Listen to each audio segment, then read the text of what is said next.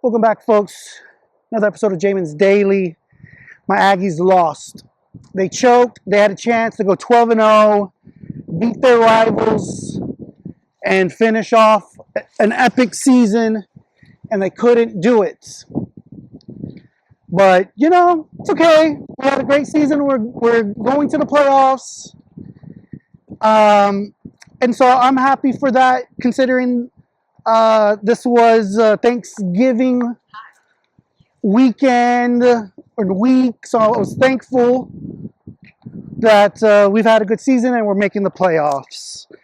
And as you can see, I got a new little toy here, little Bluetooth microphone. I'm going to see how the audio works with this and if it's much better. Obviously, it's going to be, but I'm curious to see to what extent that happens. You know, the other day, as I was walking, sometimes I bring my dogs with me, and they're off a leash, which is I know is breaking the rules. I'm a rule breaker sometimes, but they're good dogs.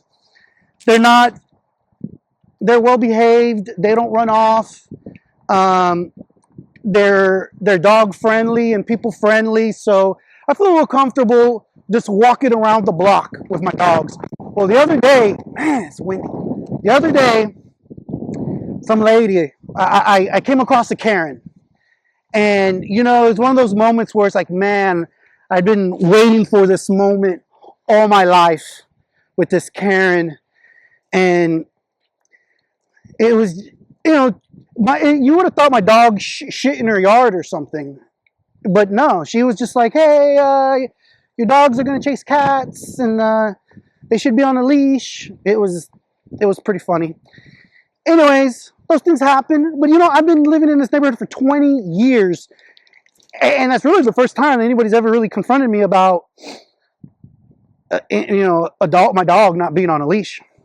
But, you know, it's bound to happen. There are Karens in the world. But just wanted to test out this wireless mic for one.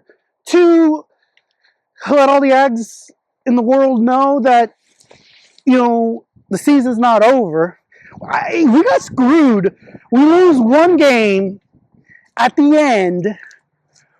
We have the same conference record as other teams, and yet we lose the tiebreaker because we were like the last one to lose. I don't see how that worked out. We got screwed. But it's actually probably better because knowing us, we'd get into the SEC championship and we'd lose that game. So we'd lose 2 in a row to end the season. And then who knows, we might even get screwed and they not even let us into the playoffs. So we're in, and we're not just in to take part. We're in to take over, baby. Okay? So let all the Ags around the world, let me know what you think. Like, share, and subscribe. It's the coldest day so far this fall and early winter here in South Texas. It's probably like 50-something degrees, but it's windy. So it's really kind of biting me. But I guess we're going to head out. We're going to do another video this afternoon, a little bit more about college football, the Lane Kiffin situation. You know, they were giving Kirk Herbstreit a hard time because he basically voiced what I've been thinking is that you should let Lane just finish the season and coach, even if he tells you he's leaving. Because you have to maximize the opportunity that you have this moment to win. You get rid of him because you're butthurt and you're heartbroken because he's leaving you, and you're like, oh, well, if you don't want to be here forever, then we don't want you. Leave. Even though you've helped us get to this point, then, you know, that's like emotions. We're talking about winning, not about how your heart emotionally, how you're going to feel about it. Trust me, a lot of Ole Miss fans would rather him stay and then leave at the end of the year after they win a championship. Okay? Hell, if you told me that A&M would win a championship this year and then after the season was over, the coach left, sign me up. I don't give a shit. All right.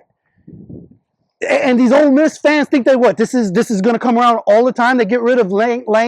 Like this opportunity is going to come around again next year or the year after that. This is like once in a lifetime perhaps for them, and they're going to get rid of their coach because they're upset because he's going to leave. It's dumb.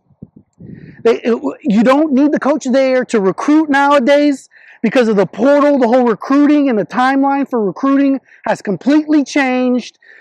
The kids who were there at Ole Miss, they don't give a shit because half of them aren't even going to be on the team next year either because of the portal or they're graduating.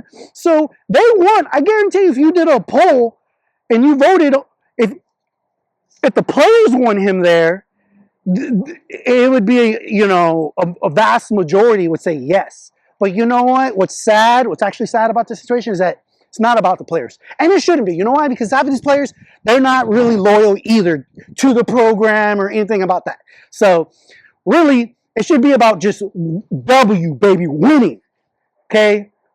It's all that matters. And if they want to win, they need Lane Kiffin as the coach. If they want to reduce their odds of winning, they get rid of him.